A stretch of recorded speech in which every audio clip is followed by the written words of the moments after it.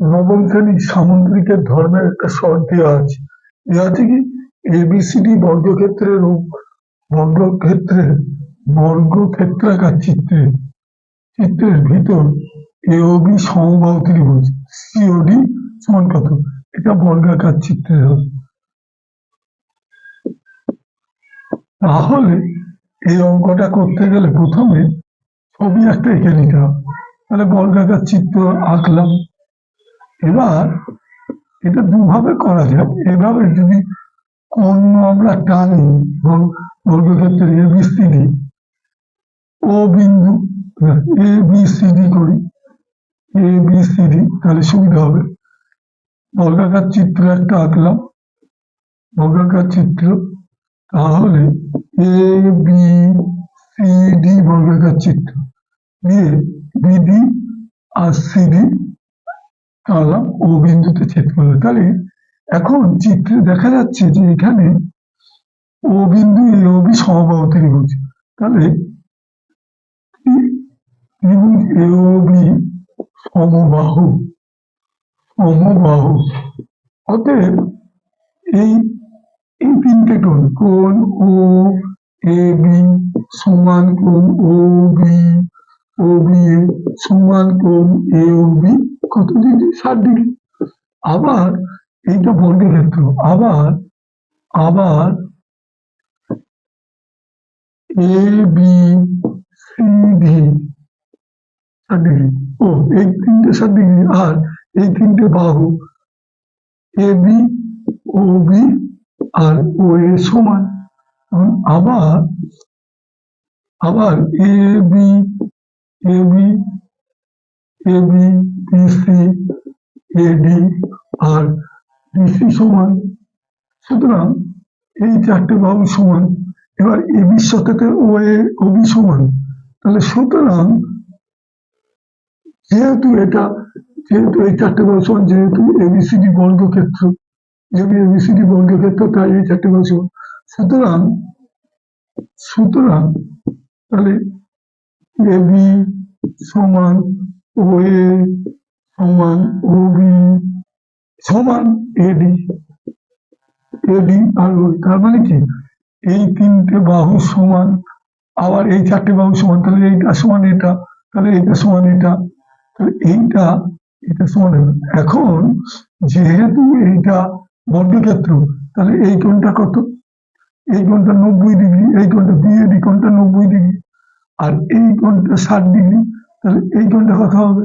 তাহলে অতএব কোণ ও এ ডি সমান কত?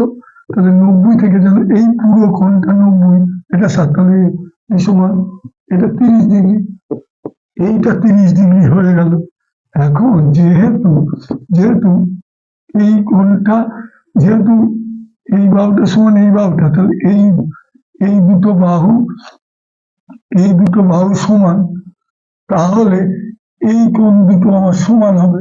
তাহলে এই কোণটা 30 ডিগ্রি, তাহলে এই কোণ দুটো যেহেতু ও এডি সমান, আর যেহেতু যেহেতু ও ও এ সমান ওডি, ও এ সমান ওডি, অতএব কোণ, তাহলে এই কোণটা যেহেতু এই বাহু দুটো সমান, তাহলে এই কোণ দুটো সমান। তাহলে এখন ও এডি